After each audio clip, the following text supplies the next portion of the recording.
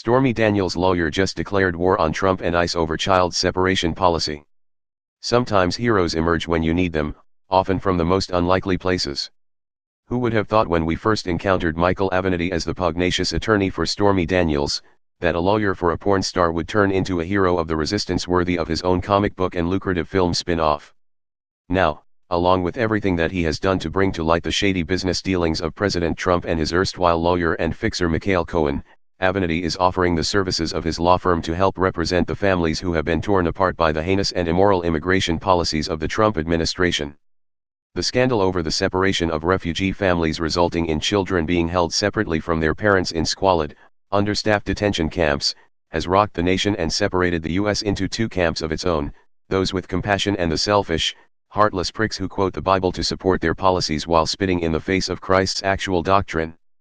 Avenatti came down squarely on the side of the compassionate with his tweet announcing his offer. His move was foreshadowed by a retweet he sent yesterday expressing his own outrage after seeing the cover of the New York Daily News with a picture of a crying child at the border. Avenatti apparently had a difficult time sleeping after seeing that picture because first thing this morning he was back on Twitter with his bold call to action. He followed that incendiary declaration with a tweet addressing White House senior policy advisor Stephen Miller, the admitted architect of the administration's immigration debacle, and the man who convinced President Trump and Attorney General Jeff Sessions to institute a policy ripped straight from the vilest dictatorships. This is how Americans expect their heroes to act in the face of evil, a pledge of relentless pursuit and eventual justice.